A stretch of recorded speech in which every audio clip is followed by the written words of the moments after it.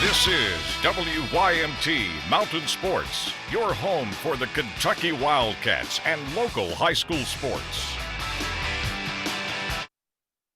The Kentucky women playing their only exhibition game of the season Sunday night against Union. Let's go to Memorial Coliseum in Lexington. First quarter, Macy Morris, 4-3.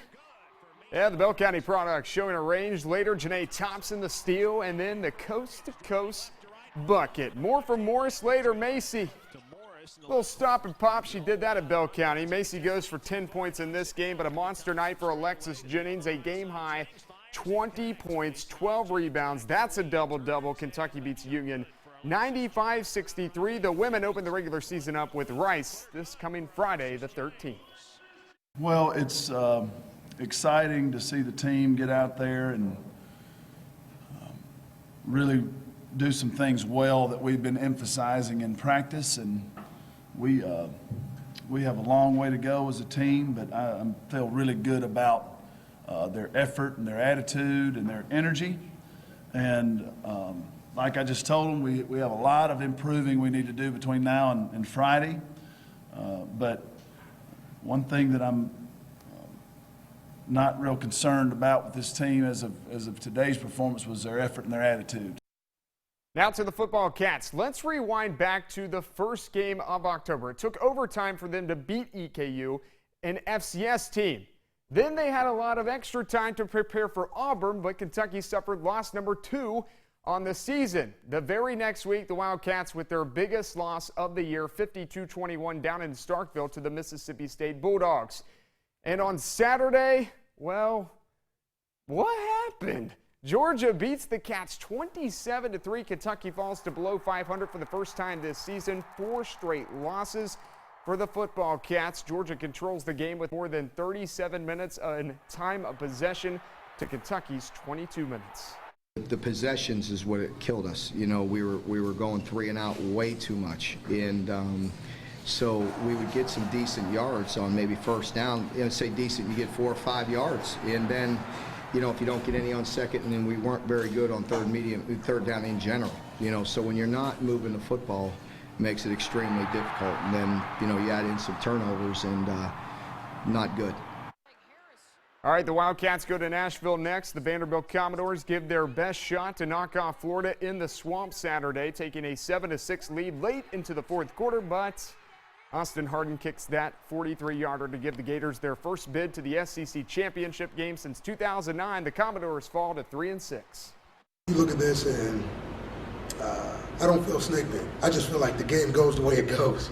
You know, that's football. Football is an unpredictable game, and what you got to do is be big in the moment. I thought our guys, you know, stepped up and we got off the field, but you know, unfortunately, it ended with a kick that went through the uprights, and that's not the way we wanted to end. So, with that, we'll look at it. We'll find a way to be better. Kentucky and Vandy, the doors open as a 2.5-point favorite over the Wildcats. UK is 1-3 in the last 4 games versus Vanderbilt, with that 1 win coming last season at Commonwealth Stadium. Kickoff for this one set for 4 o'clock Saturday on the SEC Network. Well, the 20th ranked Cumberland's Patriots end their season at 7-3 with a loss to Georgetown Saturday. A win would have locked up a Mid-South Conference East Division championship, and Tigers beat UC 30-13. It's quite the turnaround, though, for second-year head coach Matt Reimer at Cumberland's. He goes from 3 wins in year 1 to 7 wins in year 2, and even with no spot in the postseason, he's driven to see what happens next. Well, we have a team meeting Monday, and we rally up, and we get a plan for recruiting, we get a plan for the off season, and you know, we just hit the ground running. You know, we got a young football team, and we got one of the best players in America coming back next year, and Adam Craig got basically the whole offensive line coming back. A lot of our running backs, receivers are back, so I think we'll have a lot of momentum, you know, going into the off season. You know, a 7-win season, and had a lot of success and played tough all year, and just really excited.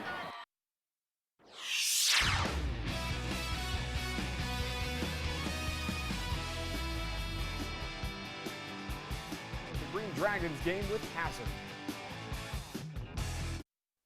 Welcome back. The Harlan Green Dragons are in the second round of the playoffs after a win over Jenkins. Harlan will host the WYMT game of the week. Hazard comes to town Friday night. Winner moves on to the region championship game. Both teams 9-2 on the season. Have to go back to 2006 to find the last time the Bulldogs gave one up to the Green Dragons. So here you go, Hazard at Harlan Friday night on this TV and stream live on WYMT.com if you're not going to be at the game. Kickoff set for 7:30 p.m. The winner of this game will play the winner of the Pikeville-Williamsburg game for the region title. Well, the Cincinnati Bengals got Week 9 in the National Football League, started with a 31-10 win over the Cleveland Browns. Plenty of action, though, on Sunday. Let's go around the league. Cam Newton and the undefeated Carolina Panthers hosting the Packers. Newton, a big day for Superman. 15 of 30, 297 in the air, 3 touchdowns. But the Packers with a chance. Down 8 with 2 minutes to go. Aaron Rodgers, he's in trouble. And he's picked off. Ball game. Carolina stays undefeated, 37-29 over the Cheeseheads. Todd Gurley in the Rams. In Minnesota, taking on Adrian Peterson and the Vikings. Vikings down 15-10 in the third quarter. Teddy Bridgewater. Supposed to be a passing play, but instead it's a spiking play because Bridgewater runs it in from 6 yards out, gives the Vikings the lead. However, a scary moment in the fourth quarter. The former Louisville quarterback slides and then is elbowed to the helmet by LaMarcus Joyner. He would be out completely. Bridgewater diagnosed with a concussion.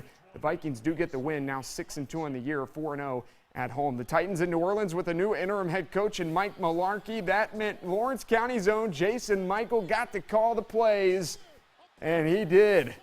The Titans, they do some damage in New Orleans, putting up 34 points and winning in overtime. First win since week 1. All right, vroom, vroom. Last week, Matt Kennseth purposely wrecked Joey Logano. Kennseth out for the chase of the Sprint Cup and suspended for the race on Sunday at Texas Motor Speedway. Eric Jones filling in behind the wheel for the suspended Kennseth.